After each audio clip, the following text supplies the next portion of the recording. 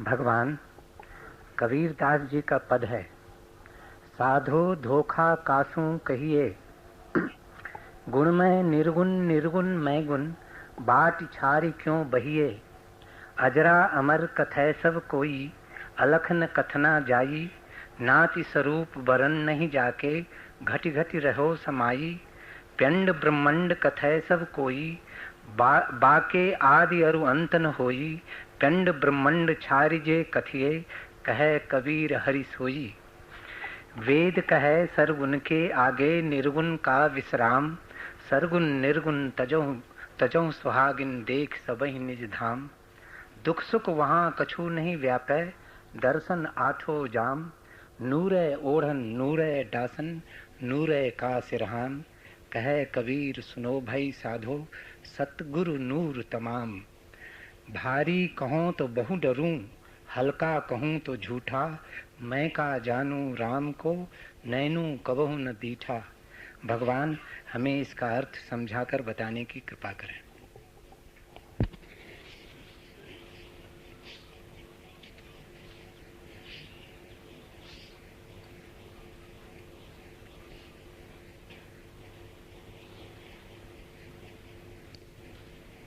जीवन तो सरल है, जरा भी वहां उलझन नहीं। अस्तित्व कोई पहेली नहीं है, लेकिन मनुष्य का मन जटिल है, और तुम्हारे मन ने ही उस सरल को एक उलझन बना लिया है। जीवन इतना सरल है, इसी कारण तुम उसे उपलब्ध नहीं कर पाते। कठिन होता तो मन ने हल कर लिया होता, कोई रास्ता खोज लिया होता। जीवन तुम्हारी आंख के बिल्कुल सामने है, तुम उसे दूर खोज रहे हो, क्योंकि पास खोजना अहंकार को रुचता नहीं। क्या खोजना निकट को? जो मिला ही हुआ है उसे पाने की बात अहंकार को जचती नहीं। जो नहीं पाया है उसी में चुनौती मालूम पड़ती है।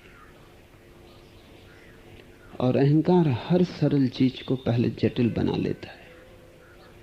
जब जटिल हो जाती तब चुनौती मालूम पड़ती है, फिर तुम हल करने में लग जाते हो। और ध्यान रहे, अगर उलझन होती तो हल भी हो जाती, उलझन नहीं, इसलिए फिर जन्मों जन्मों तुम हल करने की कोशिश करो, कुछ भी हल नहीं हो पाता। एक बात बहुत गहरे में संभाल के रख लेने की है कि अस्तित्व जीने के लिए है, हल करने को नहीं। वो कोई गणित का सवाल नहीं है जिसका उत्तर खोजना है। जीवन तो एक काव्य है जिसे गाना है, गुनगुनाना है। जीवन तो एक नृत्य है, जीवन तो एक उत्सव है जिसमें सम्मिलित हो जाना है। तुम दूर खड़े सोचो मत, जीवन की धारा बहती है, उसमें उतरो। तुम अलग अलग रहने की कोशिश मत करो, क्योंकि जितने तुम अलग रहे उतने ही जीवन से तुम्हारे संबंध टूट जाएंगे, जड़ें उखड़ जाएंगी। कबीर कह रहे हैं इस पद में, साधो धोखा कासू कहिए। किसको कहें?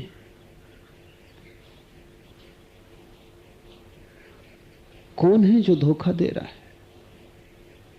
क्या है जो धोखा है? किसको कहने जाएं? बीमारी किसी और ने दी होती तो दायित्व किसी और का था। बीमारी तुमने ही बनाई है। धोखा किसी और ने बनाया होता तो हमारे बोझ का भार उतर जाता। धोखा तुमने ही बनाया है। खेल ऐसा है कि बनाते तुम ही हो, फिर सुलझाने की कोशिश तुम ही करते हो। पहले रच लेते हो पहेली, फिर रास्ता खोजने लगते हो। पहले हटा लेते हो आंखें, बंद कर लेते हो द्वार, फिर टटोलने लगते हो।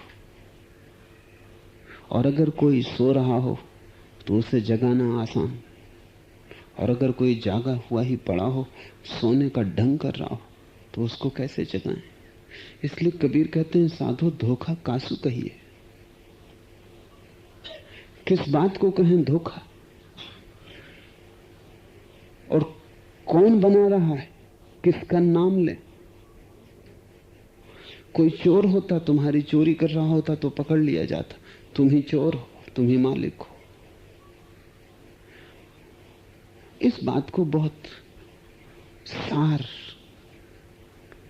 सूत्र की तरह पकड़ लो कि जब तक तुमने ये न जाना कि तुम ही धोखे के आधार हो,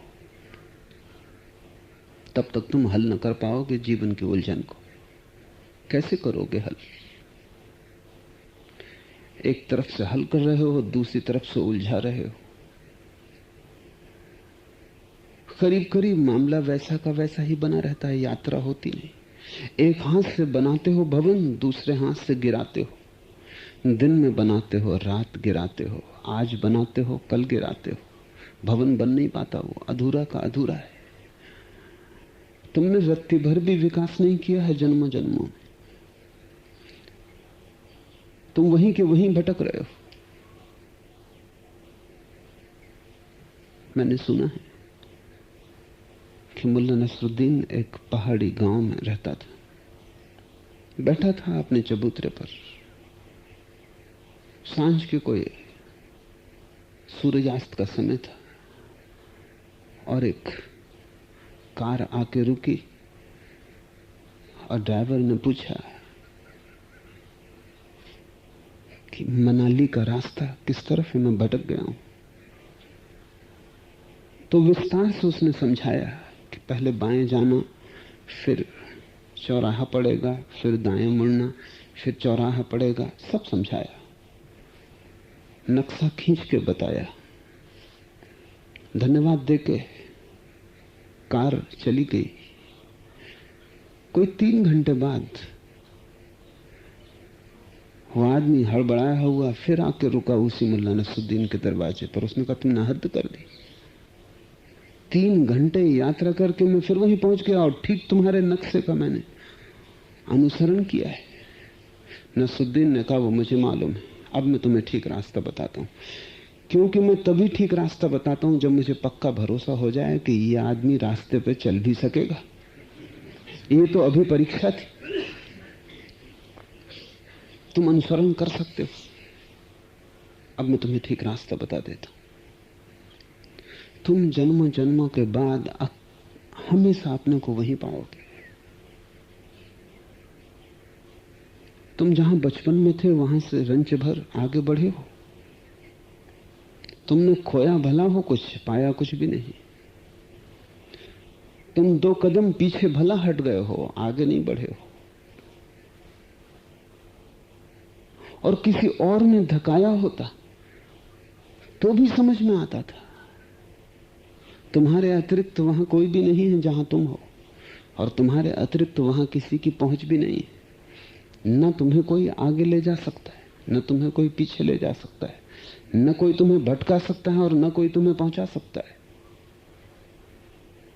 न तो शैतान की सामर्थ्य है कि तुम्हें भटका दे, और न परमात्मा की सामर्थ्य है कि तुम्हें पहुंचा दे।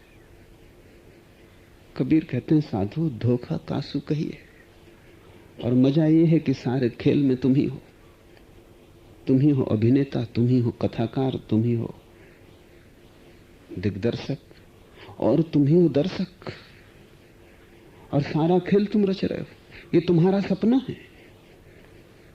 तुमने कभी सोचा कि सपने में कौन होता है अभिनेता? तुम ही। कौन होता है मार्गदर्शक? तुम ही। कौन होता है कथा लेखक? तुम ही। और कौन होता है दर्शक? तुम ही। इसलिए तो ज्ञानियों ने संसार को सपना कहा है। सपने का अर्थ है कि यहां तुम ही आधार हो, तुम ही केंद्र हो, तुम ही देखने वाले, तुम ही दिखाने वाले। साधु धोखा कासु कहिए। किससे कहने जाएं, किससे रोएं, किससे कहें ये बात? और तुम ही पूछते फिरते हो कि चाबी कहां है, तुम ही पूछते हो द्वार कहां है। और तुम ही अपने को भटका रहे हो। कभी तुमने बहुत गहरे में ये बात अपने से पूछी कि सच में ही मैं परमात्मा को खोजना चाहता हूं? ये प्रामाणिक खोज है, ये खोज सच्ची आकांक्षा है। ऐसा हुआ कि एक बौद्ध भिक्षु मरने के करीब था। उसने अपने सारे शिष्यों को इकट्ठा किया और उसने कहा कि सदा मैंने तुम्हें समझाया कि उस परम निर्वाण को पहुंचने का मार्ग क्या है, द्वार क्या है। तुमने सुना, समझा या नहीं मुझे कुछ पता नहीं, क्योंकि तुम चलते हुए दिखाई नहीं पड़ते। तुम वहीं के वहीं हो जहां तुम मेरे पास आए थे। वर्षों मुझे सुनकर तुम रंज मात्र भी यात्रा नहीं किए हो, और अब मेरे जाने की घड़ी आ गई। ये शरीर में छोड़ रहा हूं। अब मैं तुमसे पूछता हूं कि तुम में से अगर कोई सच में ही मोक्ष जाना चाहता तो हाथ ऊपर उठा दे। उसके कोई हजारों शिष्य थे और मृत्यु की खबर सुनकर सब इकट्ठे हो गए थे। वे एक दूसरे की तरफ देखने लगे। एक आदमी उठ के खड़ा हुआ, उसने भी हाथ नहीं उठाया। उसने कहा कि आप भ्रांति मत कर लेना, मैं मुक्त तो होना चाहता हूं लेकिन अभी नहीं। रास्ता बता दें, अभी तो कुछ और उलझने हैं, काम है, पूरे कर लूं, फिर रास्ता हाथ में है। कभी भी तुम हमेशा रास्ता पूछते हो। रास्ते में एक सुविधा है कि चलने के लिए समय, लेकिन तुम मंजिल चाहते हो। क्योंकि अगर तुमने अपनी प्रगाढ़ता से चाहा होता, जिसको श्री अरविंद ने अभीप्सा कहा है,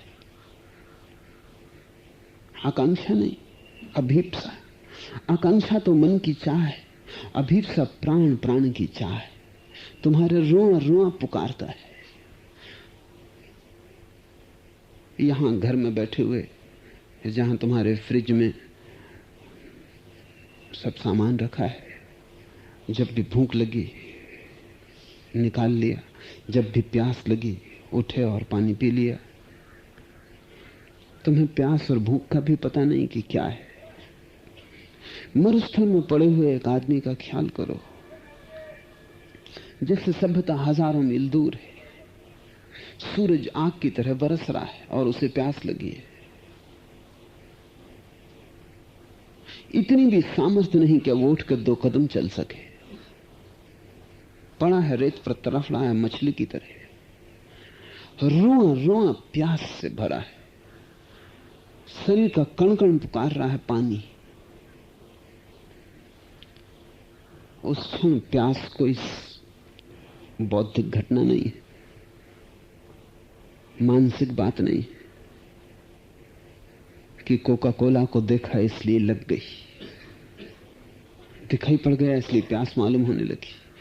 सुस्वादु भोजन दिखाई पड़ा, गंध नाक में आई तो भूख लग गई। ऐसी कोई मानसिक घटना नहीं है और साधारण घटना भी नहीं है कि सिर्फ थोड़ा सा आभास हो, टाला जा सके। टाला भी नहीं जा सकता। मरुस्थल में दांव पर लगा है जीवन। अगर बूंद पानी की कंठ में ना गई तो जीवन अब गया, अब गया। ज्योति अब बुझी, अब बुझी। उस क्षण अभीप्सा है। उस मरुस्थल में पड़ते हुए मनुष्य को प्यास से चीखते चिल्लाते, रोए रोए से पुकार उठ रही उसके पानी पानी। उसको श्री अरविंद ने अभीप्सा कहा है। ऐसा तुमने कभी परमात्मा को चाहा है? मरुस्थल में तड़फते हुए आदमी की तरह ऐसा कभी तुमने उसे पुकारा? कभी तुमने सत्य की ऐसी खोज की कि जीवन दांव पर लगा हो? नहीं। इसलिए तो कबीर कहते हैं, साधु धोखा कासु कहिए। तुम पाना ही नहीं चाहते, तुम विपरीत तरफ से चलो। अगर मैं तुमसे कहूं कि मैं तुम्हें अभी द्वार खोले देता हूं मोक्ष का, तुम तैयार हो? तुम ये ना कहोगे कि 2 क्षण का वक्त है, जरा घर हो। क्या तुम बिल्कुल तैयार हो? तुम उस द्वार से प्रविष्ट हो जाओगे एक क्षण भी नून नकार किए, एक क्षण भी सोचे विचारे? तुम ठिठकोगे, 1000 काम अधूरे रह गए, 1000 वासनाएं अपूर्ण रह गई। और तुम कहोगे, तुम्हारा मन कहेगा कि मोक्ष तो शाश्वत है, क्षणभंगर को तो पूरा कर लो, ये तो फिर न मिलेगा। मोक्ष तो सदा है, थोड़ी देर प्रतीक्षा भी मोक्ष की तो हर्ज क्या है? वहां तो शाश्वतता है, समय की कोई कमी नहीं। आज गए, कल गए, परसों गए, सब बराबर। लेकिन ये जो पीछे संसार है सपने का, इससे थोड़ा भोग लो। और सपना अभी बड़ा मीठा चल रहा था, वो कोई दुख स्वप्न भी ना था। नहीं, तुम जाने को तैयार नहीं, और चूंकि तुम जाने को तैयार नहीं, इसलिए तुम हमेशा जाने का मार्ग पूछते हो। चलना तुम्हें नहीं है, तुम्हें सुनना है।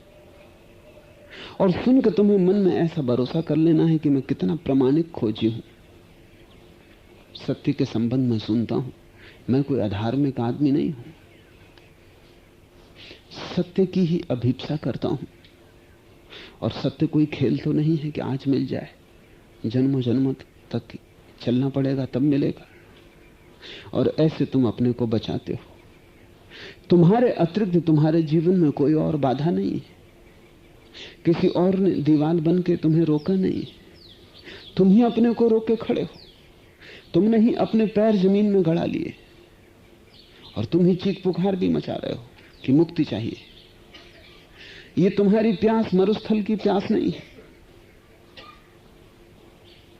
ये तुम्हारी प्यास झूठी है।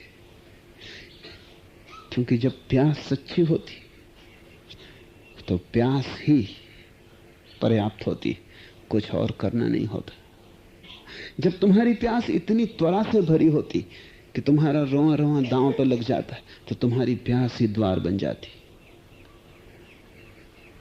जिस दिन तुम इतने भाव से पुकार उठते हो, उस दिन परमात्मा रंच भर भी तुमसे दूर नहीं होता, रत्ती भर का फासला नहीं रह जाता। तुम्हारी प्यास ही मार्ग है। तुम पूरे भाव से पुकार सको तो मिलन हो जाए। साधो धोखा कासू कहिए, किसको कहने जाएं, कौन धोखा दे रहा है? तुम बड़े खिलाड़ी हो और तुम बड़े कुशल हो, और तुम्हें हराना मुश्किल है। और तुम बिल्कुल इस तरह खेल रहे हो कि तुम होश में भी नहीं हो कि तुम क्या कर रहे हो। तुम सभी कुछ संभाल लेना चाहते हो, तुम संसार भी संभाल लेना चाहते हो, तुम सत्य भी संभाल लेना चाहते हो। तुम चालबाजी, तुम दोनों नौकाओं पर सवार हो। स्वभावतः तुम कहीं भी नहीं जाओगे, क्योंकि दो नौकाओं पर कोई भी यात्रा नहीं कर सकता। और धर्म और संसार की दो नौकाएं तो बड़ी विपरीत दिशाओं में जाती हैं। और तुम सोचते हो थोड़ा ये भी कर लेंगे, थोड़ा वो भी कर लेंगे। ऐसे तुम्हारी दशा ऐसी हो जाती है कि न तुम घर के न घाट के। इससे तो अच्छा है तुम पूरे संसार के हो जाओ। ये बड़े मजे की बात है। अगर तुम पूरे संसार के हो जाओ तो भी धोखा टूट जाए, क्योंकि पूरे संसार के होकर तुम पाओगे वहां कुछ भी नहीं है। इसलिए तुम आधे आधे संसार के रहते हो और आधे आधे परमात्मा की बात करते रहते हो। इस तरह संसार में भी रस बना रहता है, स्वाद बना रहता है, और परमात्मा की भी प्यास अभीप्सा नहीं बन पाती। इस चालाकी से जगो। ये खेल बहुत हो चुका। कब तक इस खेल को जारी रखना है? इस खेल के बाहर आओ। साधो धोखा कासू कहिए। और इस सब के पीछे तुम्हारा मन है, जो चीजों को बांट के देखता है, उससे धोखा पैदा होता है। जब भी तुम आधे को देखोगे तभी धोखा पैदा हो जाएगा। तुम पूरे को देखने की कोशिश करो जहां भी तुम हो।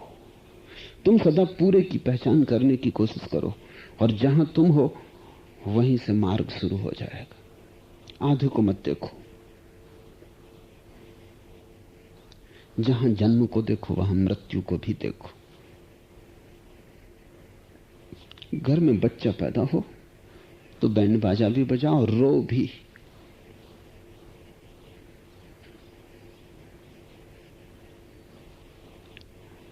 क्योंकि ये मृत्यु की अभी प्रारंभ है। और जब कोई बूढ़ा मरे तो तुम रो भी और बैंड बाजा भी बजाओ, क्योंकि ये नए जन्म की शुरुआत है। तुम आधे को मत देखो, आधे को देखने से धोखा खड़ा होता है। क्यों आधे को देखने से धोखा खड़ा होता है? क्योंकि तुम आधे को तो देखते हो और उस आधे को पूरा मानते हो। यही धोखा है। धोखे की ये परिभाषा है कि तुम देखते आधे को हो लेकिन मानते ये हो कि ये पूरा है। तुम अपने हाथ से उसे पूरा बना लेते हो। वो जो तुम अपने हाथ से पूरा बना लेते हो वही धोखा है। जन्म धोखा नहीं है, मृत्यु धोखा नहीं है। लेकिन जन्म को तुम पूरा बना लेते हो और चाहते हो कि मृत्यु को काट दें, भुला दें और जन्म पूरा हो जाए। बस तब धोखा खड़ा हो गया। सुख धोखा नहीं है, लेकिन तुम दुख से तोड़ के देखते हो और धोखा हो गया। आधे को देखते हो और पूरे का दावा करते हो। जब कोई आदमी सुखी है उससे पूछो कैसे हो, वो कहता सुखी हूं, परम सुखी हूं। धोखे में पड़ा है, क्योंकि दुख पीछे से आ रहा है, आ ही चुका है। दुख खड़ा है पीछे, इस सुख की टट्टी के पीछे आड़ में, और वो कह रहा है मैं परम सुखी हूं। और उसे पता नहीं कि दुख एक एक कदम करीब आ रहा है। क्षण भर बाद वो दुख के गर्त में पड़ा होगा। धोखा सुख नहीं था। हालांकि वो कहेगा लोगों से कि धोखा सिद्ध हुआ, सुख धोखा नहीं था। धोखा था इस दृष्टि में जिसने आधे को देखा और आधे को नहीं देखा। और जब सुख आता तब तुम किसी से कहो कि दुख भी आ रहा तो तुम पे नाराज होगा। वो कहेगा कैसे अपशगुन की बातें कर रहे हो। किसी के घर बच्चा पैदा हो और तुम कहो कि मौत पैदा हो रही, तो तुम्हें वहां से निकाल बाहर किया जाए कि तुम्हें कुछ सभ्यता शिष्टाचार नहीं है। कि कहीं कोई बूढ़ा मर रहा हो और तुम बैंड बाजा बजा के नाचने लगो, तो लोग कहेंगे ये तुम क्या कर रहे हो, इधर हमारे प्राणों पर बीत रही है। तुम किस जन्मों का हमसे बदला ले रहे हो, ये तुम सुख किस लिए मना रहे हो। और अगर तुम कहो कि नए जन्म की शुरुआत है, कौन तुम्हारी सुनेगा।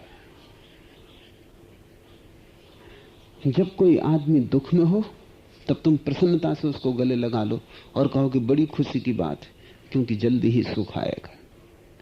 वो तुम्हें झटका देकर दूर कर देगा। वो कहेगा मैं दुख में दबा मरा जा रहा हूं, और तुम ज्ञान की चर्चा छेड़ रहे हो। कैसा सुख। यहां हृदय जल रहा है दुख से, छिद रहा है दुख से। किसी की पत्नी मर गई हो और तुम उससे कहो कि मत घबराओ क्योंकि विदा भी मिलन, तो वो राजी ना होगा। वो तुम्हें मित्र भी ना मान पाएगा। धोखे का अर्थ है कि जब भी तुमने अधूरे को, अंश को पकड़ा और अंश को ही तुमने दावा किया कि यह अंशी है, खंड का दावा किया कि यह अखंड है, क्षुद्र का दावा किया कि यह विराट है, क्षणभंगुर को शाश्वत समझा। जब भी जो जैसा था वैसा ही न देखकर उससे अन्यथा समझा, तभी धोखा है। तभी तुम प्रवंचना में पड़े। यही माया का सूत्र है। तब तुम माया में पड़े। हमेशा विपरीत को पास देखो। जन्म के पीछे छिपी मृत्यु को पहचानते रहो। सुख के पीछे छिपे दुख को देखो। दुख के पीछे छिपे सुख को देखो। तब न तो तुम सुख में मतवाले हो सकोगे और न दुख में। दीन दरिद्र, न तो सुख में मुस्कुराहट होगी और न दुख में आंसू। तब तुम दोनों के पार होने लगोगे। और ये दोनों के पार हो जाना ही सत्य के निकट पहुंचना है। दो में से एक को पूरा मान लेना धोखा है। दोनों को एक जान लेना, और तब तत्क्षण तुम पार होने लगते हो। क्योंकि तब तुम जानते हो न सुख टिकेगा, क्योंकि सुख के पीछे दुख छिपा है, न दुख टिकेगा क्योंकि दुख के पीछे सुख आ रहा है, न जन्म टिकेगा, न मृत्यु, न रात न दिन। सब आएंगे और चले जाएंगे। टिकोगे तुम।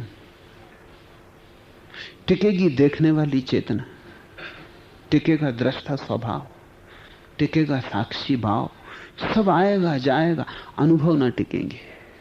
इसलिए तो कबीर कहते हैं सुन्न मरे अजपा मरे, अनधू मर जाए, राम सने ही ना मरे। कहे कबीर समझाए, अनुभव मर जाएंगे, सिर्फ साक्षी बचेगा। गुण में निर्गुण, निर्गुण में गुण, बाट छाड़ी क्यों बहिए। गुण में निर्गुण, निर्गुण में गुण, बाट छाड़ी क्यों बहिए। कबीर कहते हैं कि लोग उलझे, कोई कहता है परमात्मा निर्गुण, कोई कहता है परमात्मा सगुण, कोई कहता है साकार, कोई कहता है निराकार, कोई कहता है परमात्मा परम सुख, कोई कहता है परमात्मा परम शुभ, और कोई परमात्मा को इतना अशुभ मानता है कि स्वीकार ही नहीं कर पाता कि वो हो भी सकता है। सभी धर्मों ने अपनी अपनी दृष्टि रखी और सभी दृष्टियां अधूरी हैं, और जिसकी दृष्टि अधूरी है वो धोखे में रहेगा।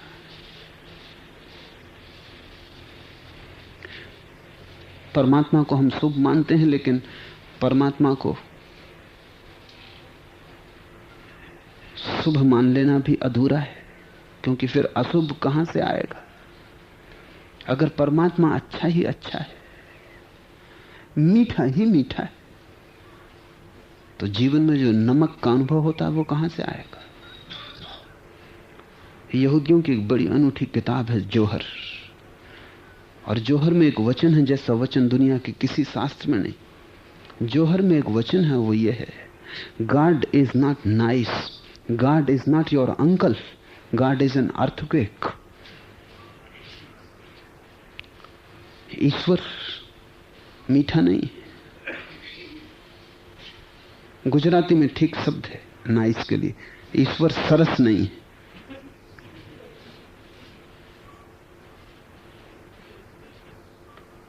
ईश्वर तुम्हारा चाचा नहीं। कबीर ने वैसी बात कही। कबीर ने कहा खाला का घर नहीं, वो तुम्हारी खाला का घर नहीं। ईश्वर एक भूकंप है।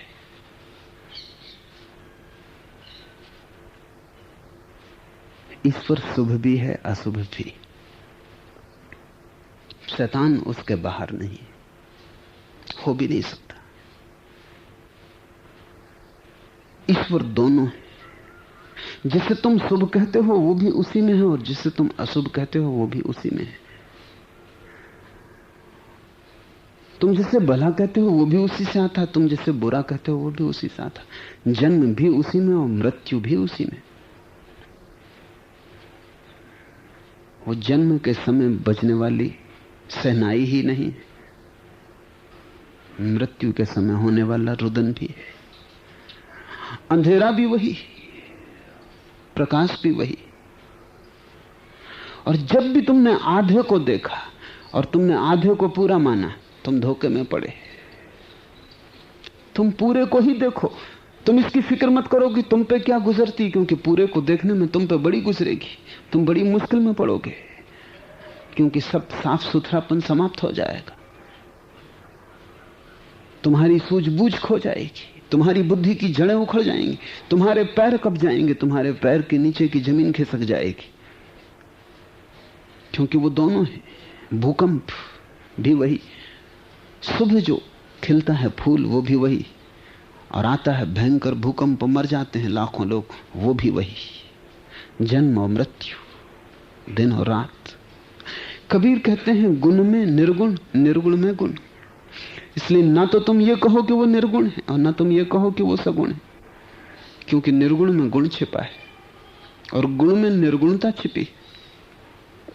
विपरीत मौजूद है, हमेशा मौजूद है, और परमात्मा समस्त विपरीतताओं का जोड़ है। उसमें सभी जाके मिल जाते हैं, उससे कुछ भी बचता नहीं। वो महासागर है, सभी नदियां उसमें गिर जाती हैं। पापी पुण्यात्मा उसमें जाके एक हो जाते हैं। ये पाप और पुण्य हमारे भेद हैं, ये साधु और असाधु हमारे भेद हैं। और हमारे भेद के कारण हम धोखे में। साधु को हम पूछते हैं, असाधु को तिरस्कारते हैं, अच्छे को सम्मानते हैं, बुरे को अपमानते हैं। और वो दोनों हैं, वो बुरे में भी उतना ही है जितना अच्छे में।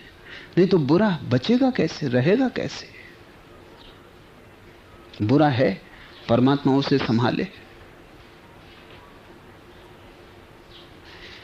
गुण में निर्गुण, निर्गुण में गुण, बाट छाड़ी क्यों बहिए। कबीर कहते हैं यह है मार्ग, इससे तुम इधर उधर हुए कि तुम भटके। मार्ग है समग्र को देखना, पूर्ण को पूर्ण की तरह देखना। कितनी ही कठिनाई हो, कितनी ही अड़चन हो, तर्क और बुद्धि को कितनी ही मुसीबत मालूम पड़े, पसीना पसीना हो जाए भीतर तुम्हारा विचार का केंद्र, फिक्र मत करना, तुम सदा पूर्ण को देखने की कोशिश करना। बुद्धि की एक आकांक्षा है, और वो आकांक्षा है चीजों को साफ सुथरा बनाना। गणित बहुत साफ सुथरा है, इसलिए बुद्धि गणित में बड़ा रस लेती। तर्क बड़ा साफ सुथरा है, बुद्धि तर्क में बड़ा रस लेती। काव्य उतना साफ सुथरा नहीं है, बुद्धि उसमें रस नहीं लेती। प्रेम बिल्कुल ही बेबूझ, बुद्धि उस रास्ते पर जाती ही नहीं। और परमात्मा तो समस्त विपरीतताओं का जोड़ है, इसलिए तो बुद्धि कहती ये हो ही नहीं सकता। ये कैसे हो सकता है कि रात और दिन एक, शुभ और अशुभ एक? ये कैसे हो सकता है? ये हो ही नहीं सकता। शुभ और अशुभ को कैसे मिलाओगे? रात और दिन को कैसे मिलाओगे? मिलाने की कोई जरूरत नहीं, वे मिले ही हुए, वहां कोई फर्क ही नहीं है। कब रात शुरू होती, कब दिन समाप्त होता है, दोनों एक ही वर्तुल के हिस्से हैं। सुख और दुख हमें लगते हैं अलग अलग हैं। कब सुख शुरू होता है, कब दुख शुरू होता है, तुमने कभी जांच परख की, कभी निरीक्षण किया? तुम पाओगे हर सुख दुख में बदल जाता है, बदल ही जाता है। तुम ऐसा सुख न खोज सकोगे जिंदगी में जो दुख में न बदल जाता हो। अगर तुम खोज लो तो तुमने एक अनूठी बात खोज ली जो कभी घटी नहीं दुनिया में। तुम ऐसा दुख भी न खोज सकोगे जो सुख में न बदल जाता हो। देर अबेर बदलेगा ही, जरा और प्रतीक्षा और बदल जाएगा। सभी चीजें अपने से विपरीत में बदल जाती। जवानी बुढ़ापा हो जाती, सौंदर्य कुरूप हो जाता है। सभी चीजें, फूल राख होकर गिर जाते, राख से वृक्ष प्रकट होते। हर चीज अपने विपरीत से बंधी है, और विपरीत भी हम कहते हैं भाषा के कारण, अन्यथा कोई विपरीत नहीं। जिस दिन तुम विपरीत का भाव छोड़ दोगे उसी क्षण बुद्धि गिर जाएगी, श्रद्धा का जन्म होगा। केवल श्रद्धा ही इतनी साहसी है कि विपरीत को एक साथ देख सके। बुद्धि तो बड़ी कमजोर है, बुद्धि विपरीत को साथ साथ नहीं देख सकती, वो काट के देखती है।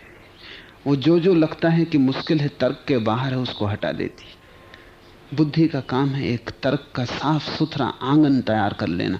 बुद्धि ऐसी है जैसे घर के आंगन में बना हुआ बगीचा, सब कटा पटा है, सब साफ सुथरा है, सूखे पत्ते भी हटा दिए जाते हैं, फूल भी सूखते हैं, हटा दिए जाते हैं।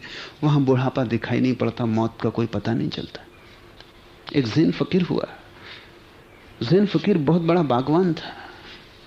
सम्राट ने अपने बेटे को उसके पास बागवानी सीखने भेजा। सम्राट के महल में कोई 1000 माली थे, तो जो भी गुरु सिखाता था राजकुमार अपने मालियों को कह देता, माली वैसा कर देते। गुरु ने कहा 3 साल बाद मैं तुम्हारा बगीचा देखने आऊंगा, वही तुम्हारी परीक्षा हो जाएगी। तुम 3 साल जो मैं कहता हूं करने में लगे रहो। क्या कमी थी करने की, 1000 माली थे। राजकुमार इशारा कर देता, वैसा बगीचा तैयार होता रहा। 3 साल बाद गुरु आ गया। उस दिन तो बगीचे की रौनक देखने लायक थी। उस दिन तो बगीचा ऐसा साफ सुथरा था जैसा कोई बगीचा कभी न रहा हो। खुद सम्राट भी मौजूद था, पूरा दरबार मौजूद था। एक एक इंच बगीचे को संभाला गया था। गुरु आया और उदास खड़ा हो गया। उसने चारों तरफ नजर डाली और उसके चेहरे से लगा कि वो नाराज है। राजकुमार बहुत भयभीत हुआ। सब चेष्टा की थी। जो जो गुरु ने कहा था एक एक नियम पूर्णता से पालन किया गया था। अब नाराजगी का क्या कारण? आखिर राजकुमार ने हिम्मत जुटाई, बगीचे को घूम के गुरु देखता रहा और उदास होता गया। अंत में उसने कहा कि नहीं, तुम्हें 3 साल और सीखना पड़ेगा, ये बिल्कुल ही गलत है। पर राजकुमार ने कहा मुझे कुछ तो इशारा दें कि गलती कहां है, क्योंकि जो भी आपने कहा है रत्ती रत्ती पूरा किया गया है और ऐसी कोई बात नहीं की गई जो आपने ना कही हो। उसने कहा कि वही तो गलती हो गई, तुमने रत्ती रत्ती पूरा किया है, तुमने सब पूरा कर दिया है। तुमने इतना पूरा कर दिया है कि इस बगीचे में परमात्मा का कोई अनुभव ही नहीं होता, आदमी ही आदमी मालूम पड़ता। थोड़ी सी कमी रह गई, लेकिन काफी कमी है, क्योंकि तुम चूक ही गए बात, मैं अभी इसे पूरा की देता हूं।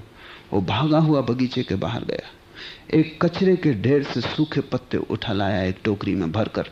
हवाएं बह रही थी, उसने पत्ते फेंक दिए बगीचे के पथ पर, हवाएं उसे उड़ा के बगीचे में ले गई।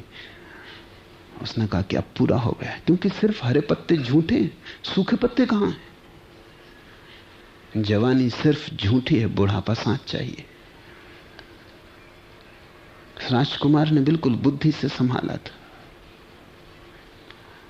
और बुद्धि हमेशा एकांगी है।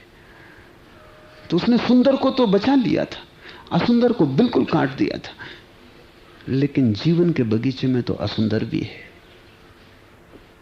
वहां बुद्धिमान भी है, बुद्धिहीन भी है, वहां साधु भी है, असाधु भी है, वहां देवता पुरुष भी है और शैतान भी है। और जीवन का बगीचा विराट है। और अगर सब साधु ही साधु हों तो वो समाज भी इस बगीचे जैसा मरा मरा होगा, आदमी की बनावट होगी। परमात्मा के हाथ का वहां कोई भी अनुभव ना होगा। परमात्मा का हाथ देखना हो तो जंगल है, बगीचा नहीं। परमात्मा की पहचान करनी हो तो जंगल में जाओ, वहां चीजें बेबूझ ढंग से बढ़ रही, जहां न कोई तुक है, न कोई छंद है, न कोई गणित का हिसाब है, न कोई तर्क है। चीजें अपनी ही जीवन ऊर्जा से बढ़ रही हैं और अपना मार्ग खोज रही हैं। लेकिन जो सौंदर्य जंगल का है वो सौंदर्य बगीचे में नहीं हो सकता,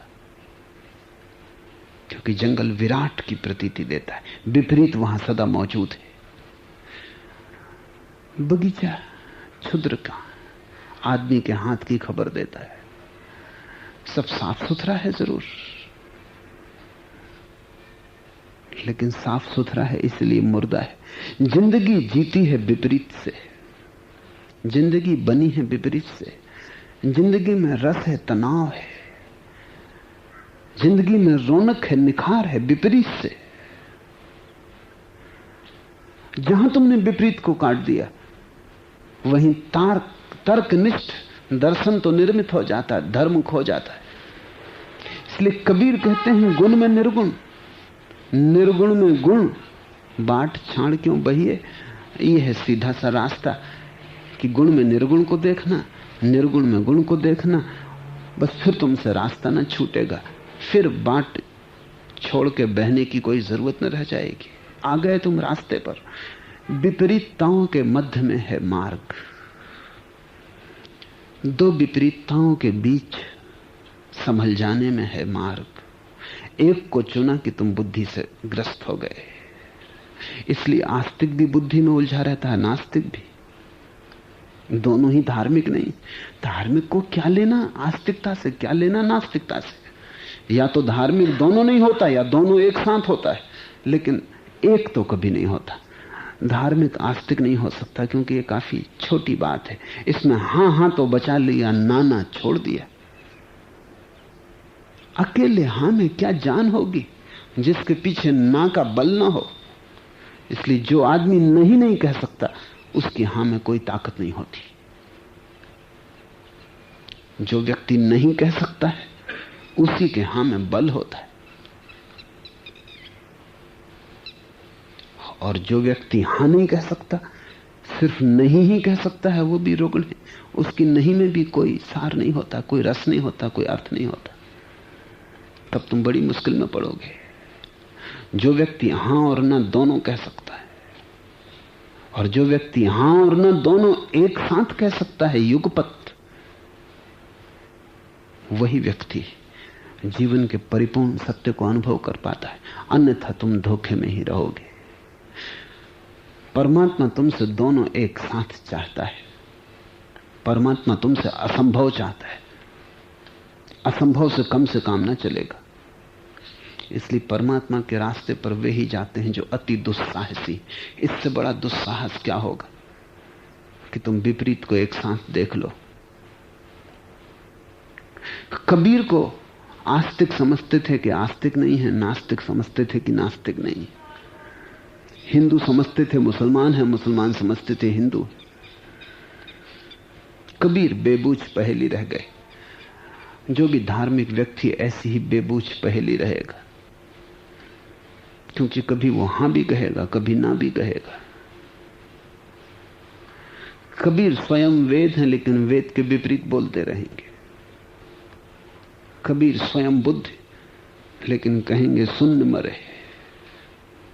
कबीर की वाणी को नानक के भक्तों ने गुरु ग्रंथ में संजोया है, और कबीर कहते हैं अजपा मरे, अनहदहू मर जाए। कबीर बेबूझ हैं जंगल की तरह, और पंडित कबीर के पीछे लगे, और पंडितों ने बड़े ग्रंथ कबीर पर लिखे, और उन सब की कोशिश है कि काट छांट के किसी तरह बगीचा बना दो, इस आदमी को रास्ते पे लाओ। इन विद्वानों को विश्वविद्यालय सम्मानित करते हैं, जो कबीर को काट छांट के रास्ते पे लगा देते। ये वैसा ही जैसा मैंने सुना, कैसा हुआ, एक सम्राट पक्षियों का बड़ा प्रेमी था, और एक संध्या एक अजनबी पक्षी उसकी खिड़की पर आ बैठा। उसने कहा कि अरे, ऐसा भी कहीं पक्षी होता?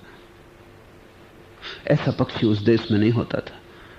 वो कोई विदेशी पक्षी था जो यात्रा से गुजर रहा था, उस मार्ग से गुजर रहा था, थक गया था और राजमहल की खिड़की पर बैठ गया। सम्राट बड़ा चिंतित हुआ। उसने किसी तरह पक्षी को पकड़वाया, उसके पंख काट के ढंग से बनाए, क्योंकि जैसे पक्षियों के होने चाहिए, जैसे उसके देश में पक्षियों के होते थे। उसकी चोंच भी बड़ी बेतुकी थी। उसने उसको भी काट के, पक्षी बहुत चिल्लाया, रोया, भागने की कोशिश की, लेकिन सम्राट की दया अपरंपार थी। उसने न छोड़ा सो न छोड़ा। उसने कहा कुछ भी हो जाए, थोड़ी तकलीफ भला हो, लेकिन इसको पक्षी की शक्ल और ढंग पे लाना जरूरी है। बेचारे को पता ही नहीं कि पक्षी कैसे होते। इसने कभी दर्पण भी नहीं देखा मालूम होता है, और ऐसे ही जी रहा है। ये कोई पंख, ये कोई चोंच का ढंग है? उसने काट पीट के पक्षी को बिल्कुल वैसा बना दिया, मॉडल।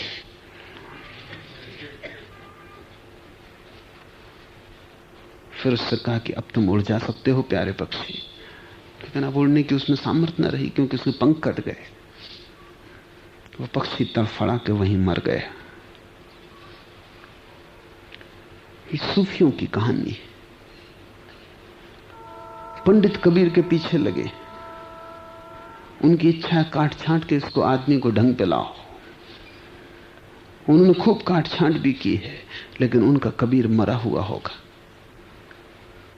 साफ सुथरा बिल्कुल, लेकिन भूस भरा। उसमें से